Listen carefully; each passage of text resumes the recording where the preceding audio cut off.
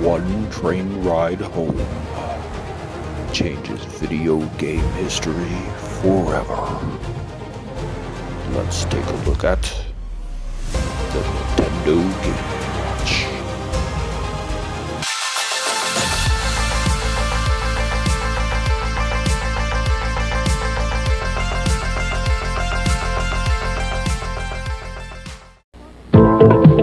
Adventure is on the horizon. Stanley's going buggy. Mario Brothers have their hands full, and Donkey Kong's going ape. It's rough seas for Popeye, and Snoopy's gotta get on the ball. But you can help. You got Nintendo Game & Watch. That's pocket power. Widescreen or multi-screen games you can play indoors or out. They tell you the score and even the time. They're pocket power. They're Game & Watch. 14 in all, only from Nintendo. What's up YouTube, retrogamergenx back with another episode of A Look At. And in today's episode of A Look At, we're going to be taking a look at these here, the Nintendo Game & Watches. We'll be taking a look at the history of the Game & Watch, what's inside, basically what makes them tick. We'll take a 360 tour of each of the Game & Watches that I have, just kind of showing the ins and outs and how they work, where the controls are, where the batteries go, that type of thing. Then we'll do some gameplay videos. And then after that, I'll give my conclusion of the system itself, of the Game & Watches themselves, just basically my thoughts and opinions. And in between each segment, I also put commercials in, just kind of showing how the system was marketed. So without further ado, guys, let's go ahead and take a look. Let's face it, being sick is better than being in school. But it does get a little boring. I mean, how many Laverne and Shirley reruns can a guy watch? That's why this pocket pinball game is just what the doctor ordered. It's lots of fun, and it's small enough to play anywhere. And the built-in alarm tells you when it's time to get more sympathy. Mom, I need something to drink. You gotta milk a good thing for all it's worth. Pinball, the onboard game by Nintendo. The story of the Game & Watch starts in the 1970s when game designer Gunpei Yokoi, head of Nintendo's research and development of its toys and games division, took a train ride home and noticed a businessman on the train playing with a calculator. This is when the thought came to his head that he could make a game out of calculator parts. An affordable electronic game that you can use to kill time while waiting in line or on train rides seemed like a perfect idea. When he got back to Nintendo, he pitched the idea to Nintendo president Hiroshi Yamauchi. After the pitch, Yamauchi asked Yokoi to chauffeur him to a business meeting. I'm sure that request seemed odd, but Yokoi obliged. It turns out that the business meeting was with the CEO of Sharp, and Yamauchi wanted Yokoi to pitch his idea at this meeting. Nintendo and Sharp struck a deal to use Sharp's SN500 series 4-bit microcontrollers for this project. Yokoi had full control over the development. He wanted a game controller kind of like the arcade, and actually developed the D-pad. Before long, the first Game & Watch game was made, named Ball. It was a simple game just juggling balls on the LCD screen. This was the first of 60 games to be released on the platform. Nintendo has stated that it used the profit off the Game & Watches to develop the Famicom, which here in the US we all know as the NES, or the Nintendo Entertainment System. And without development of that system, Nintendo might not be the powerhouse they are today, and video game history may have been completely changed. With a launch date in 1980, and it being discontinued in 1991, the Game & Watch series had a successful 11-year run. During that time, Nintendo sold 43.3 million of these units, making it the Kickstarter for the Nintendo Entertainment System and for the Nintendo Corporation as a whole. コンパクト No. ゲームウォッチマルチスクリーン。シガレットケース No ゲームウォッチマルチスクリーン上下2つのスクリーンで1つのゲーム下から上へ上から下へマルチに展開ドンキーコングオイルパニックスクリーンが2枚で楽しさ3倍ゲームウォッチマルチスクリーン Alright guys, so we're going to go ahead and take a look inside of the actual Game & Watch now. Honestly, I'm not going to tear mine apart, so we got a picture here of one that I found online, and it's actually kind of hard to find a picture of the circuit board on these things online. But as we can see here, it basically looks like a game controller, guys. So you have all those little pads right there where the rubber buttons and the contacts would go over them, and as you push down it makes contact, and then that way it knows the button's been pushed. Then we have the ribbon cable that goes to the LCD screen. We have a clock oscillator or a crystal, and then a couple capacitors, which is basically for power regulation, and then just one chip, which is that Sharp SN500 series chip. Now, they used a whole bunch of different series of chips depending on the game. So it really depends on what game you have as opposed to what chip is actually in there. So it would go from the SN500 all the way up to the SN590. Each one had like a different size ROM and a different size RAM inside the chip. So let's go ahead and take a look inside of the chip here, guys. So we'll start on the actual left hand on the bottom side of the chip and kind of explain what some of this stuff is. Now, this is just the architecture. Obviously, this is not what the die looks like. And this is the SN510, I believe. So like the RAM and the ROM, what it shows up there is what that chip actually had in it as far as the capacities. But if we look over to the left, we go to the S pins, S1 through 8. Those are like the serial parallel output pins. So all the other pins labeled A1 and B1 through A16 through B16 are all used to drive the LCD display. And the H1 through H4 also does too. I think that's for like locations or rows or something like that. That's what those are for. But anyway, it works that whole array in that to basically use the display and display the characters and stuff where they're supposed to be. Now, towards the bottom of the chip now, because that takes care of pretty much all the rest of the pins besides what's on the bottom. I'm just going to go over the major ones here. So the K pins down there, K1 through K4, that's for your basically your input output for your controls. The ACL is all clear, so that clears the alarms, like a calculator clears the alarm, the memory, any high scores, any of that kind of stuff. Obviously ground, and then the OSC is the oscillator in and out. Now, this chip does have an internal oscillator, but Nintendo chose to use their own crystal oscillator on the board. Obviously, VDD is voltage. Now, the R1 and R2 pins down there, guys, those are basically those attached to the speaker. And those are your tone. And so you, through your ROM, you can actually program the tone to be modulated and be able to make little tunes during the game or alarms or any of that kind of stuff, any kind of music and things like that, any kind of beeps and bops and boops and that kind of stuff. So really, that's about everything on this chip, guys. As you can see internally, it has the ROM inside, which is where the program is stored. You have the system RAM, which is on the chip as well. You have the display RAM, which goes to the gate buffer, which drives the LCD display. It's only a 4-bit microcontroller, so it's really limited on what it can do, but for like a calculator and for these simple like Game & Watch games. Anyway, that's pretty much what's inside of a Game & Watch, guys. 今時代はマルチプルマルチ嫌な虫を退治するグリーンハウス赤いマルチのミッキーマウスとドナルドダック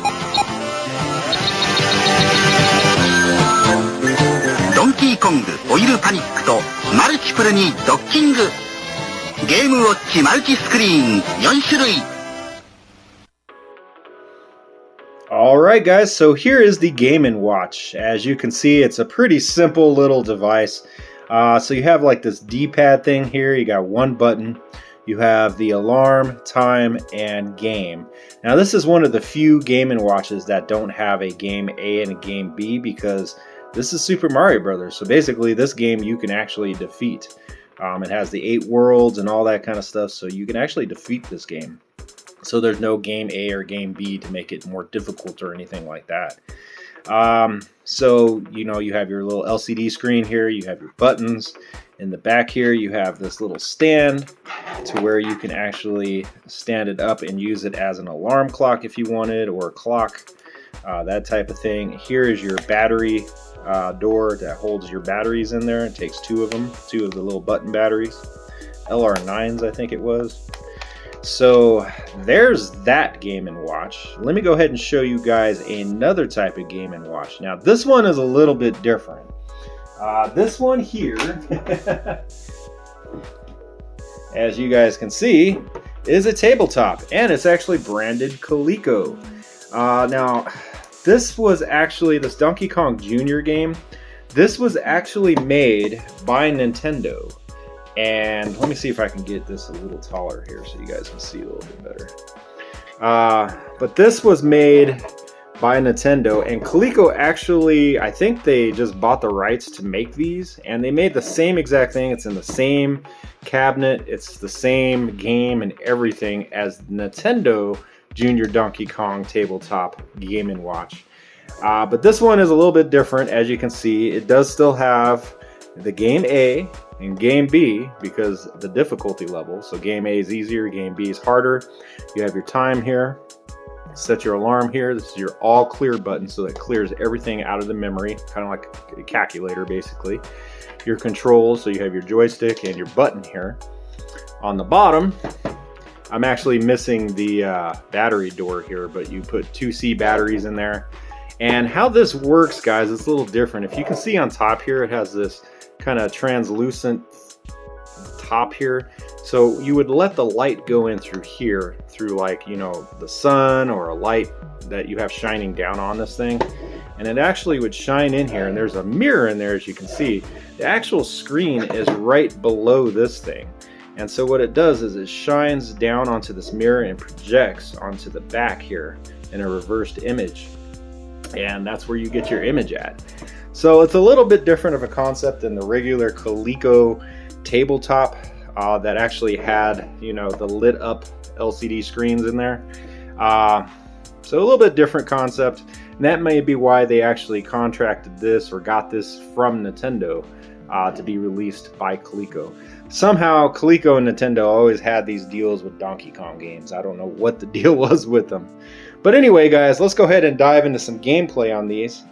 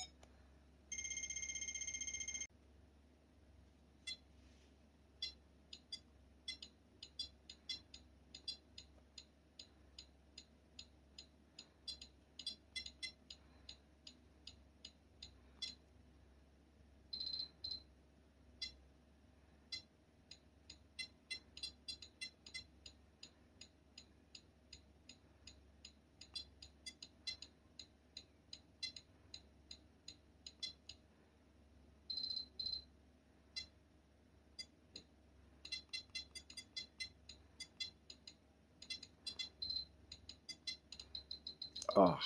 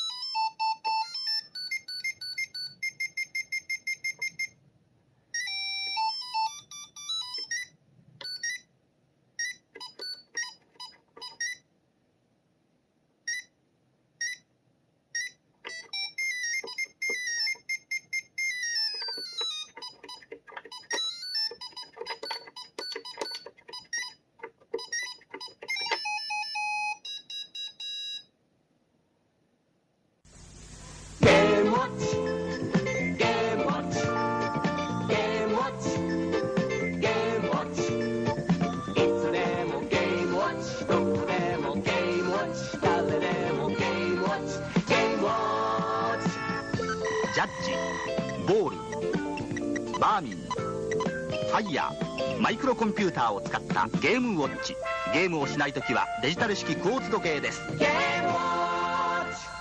Alright guys, so that brings us to the end of the video today, and this is the conclusion where I basically tell you my thoughts and opinions about the Game & Watches themselves. Honestly guys, I don't really remember the Game & Watches being marketed much here in America. In fact, I don't even remember any commercials, TV commercials for them. I saw a couple of ads for them like in Nintendo Power and other like magazines, gaming magazines back in the day, but nothing really on TV. So they weren't really marketed here like they were in Japan. Now they were amazingly marketed in Japan. These were hella popular in Japan. How I really remember these in America though is I remember like Sears, Montgomery Ward's, JCPenney's, companies like that. They used to put these in the packages right up by the cash registers. So how I ended up getting my collection back in the day. Now obviously I don't have the same collection. Those are all gone. I wish I still had them. But I think I had like maybe 10 or 15 of them. Is like when my mom would go to Sears and we'd be in line checking out, I'd be like, Mom, can you get this? Mom, can you get this? I'm sure you guys were all like that way back in the day. And if you guys have kids, you know how that goes too. You gotta give in to them, buy them the toy. And that's exactly what my mom would do. I'd be like, hey Mom, buy this for me, and she'd end up buying it for me, and I'd be playing it on the car ride home. And the next time we go to JCPenney's or Sears, like, Mom, can you buy this for me? Can you buy it? Well, I just bought you one, but this one's different. This is Donkey Kong. That one was, Super Mario Brothers. And so that's kind of how I remember it. But honestly, guys, these systems were amazing. They did occupy the time. So I remember like going to doctor's appointments, like when my mom and dad were getting their taxes done, taking these and just playing with them the whole time. It's just a way to pass the time so that, your kids weren't running around the restaurant when you were waiting for your food and stuff like that. I mean, it was basically a saver for parents back in the 80s. And we were the first generation to really have this type of thing. These portable, handheld games. Now, these are just LCD games, but this was the precursor to like the Game Boy. But anyway, I just wanted to kind of give you my thoughts and opinions. If you guys have anything else to go ahead and, share, go ahead and drop it down in the comments down there. I always like to hear the comments from my subscribers and from my viewers about their memories about the systems that I look at as well. But anyway, guys, I'm going to go ahead and get out of here. You guys have a great one. And don't forget to subscribe and like if you like the content. And go ahead and click that little bell. That way you get notifications every time that I drop new content. All right, guys, I'm going to get out of here. You guys have a good one. Peace out.